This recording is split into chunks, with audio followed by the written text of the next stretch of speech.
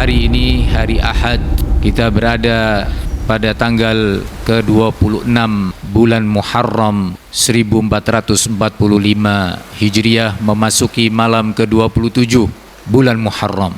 Kita berada dalam sebuah majlis kajian yang sangat penting, yang sangat dibutuhkan pada waktunya dan saatnya yang dibutuhkan. Kajian ini bertajukkan silsilah faidah manhajiyah dari Daurah Al-Imam Al-Muzani As-Salafiyah yang kedua.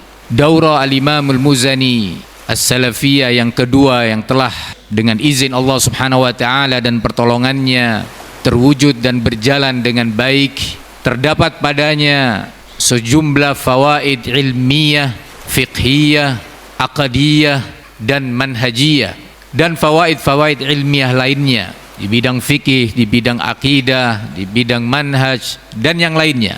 Sejumlah fawaid ilmiah tersebut sangat dibutuhkan oleh salafiyin, terkhusus pada hari-hari ini di saat fitnatut tafarruq, fitnah perpecahan, wa fitnat at-tabaghut, fitnah saling membenci, fitnah al-adawah syadidah, permusuhan yang sangat dahsyat, dan fitnah asabiyah, taklidiyah terus ditanamkan kepada salafiyin. Maka atas dasar itu menuntut kita semua untuk memahaminya, mengerti tentangnya di bawah prinsip-prinsip Al-Quran dan As-Sunnah, di bawah prinsip-prinsip Al-Manhajus Salafi, terlepas dari unsur kebencian, jauh dari unsur permusuhan, dan terlebih al-asabiyah. Sudah tak asing lagi bagi salafiyin di Indonesia dan bahkan terdengar ke berbagai penjuru negeri di muka bumi ini bahwa telah terjadi fitnatut tafarruq yang begitu besar. Upaya demi upaya dilakukan sejak lebih dari 2 tahun yang lalu. Upaya demi upaya dilakukan bahkan sudah menginjak 3 tahun yang lalu. Namun fitnah ini tak kunjung usai.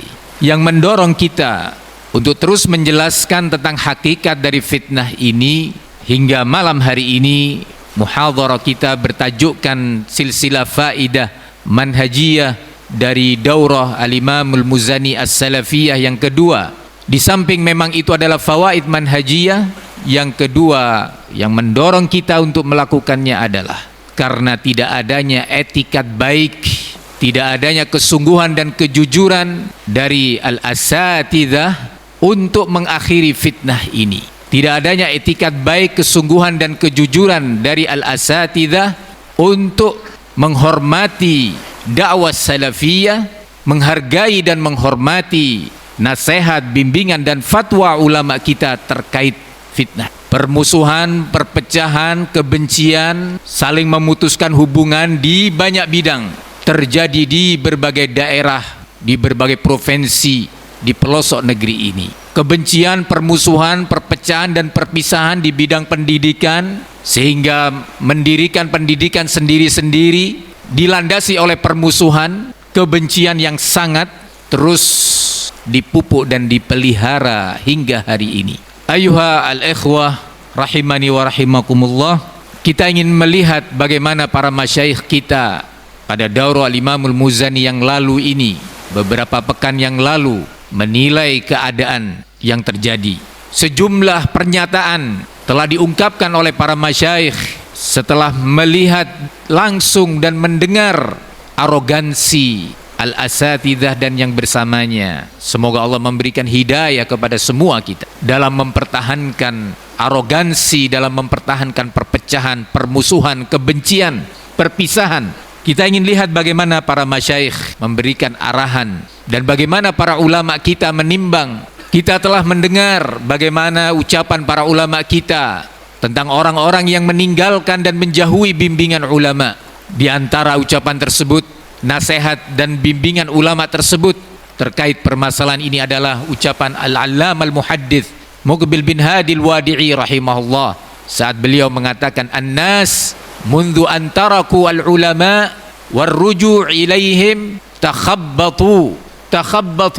Umat ini ketika mereka sudah mulai meninggalkan bimbingan ulama dan merujuk bertanya kepada mereka, sungguh mereka akhirnya bertindak serampangan, bertindak ngawur, ya, sikap para ghawgha yang bertindak tidak menimbang mafsadah-mafsadah yang akan muncul, dan terjadilah apa yang terjadi. Sikap tidak bersegera mengembalikan urusan umat kepada ulama dalam perkara besar yang menimpa umat adalah bertentangan dengan prinsip as-salafi, prinsip al-manhaj as-salafi yang kita pelajari bersama.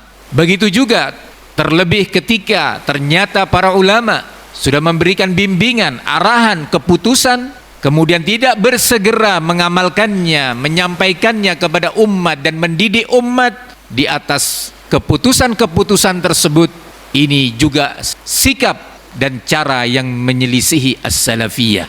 Karenanya disebutkan oleh para masyayikh kita pernyataan at-taqaddum baina yadayil ulama wa ta'akhur an tawjihatihim min alamat al-firaq al-mukhalifah lil haq. Mendahului para ulama dalam permasalahan-permasalahan yang besar tanpa bertanya kepada mereka dan tidak bersegera mengamalkan nasihat mereka saat fatwa dan keputusan itu datang adalah ciri-ciri dan tanda-tanda kelompok-kelompok menyimpang yang menyelisihi al-haq.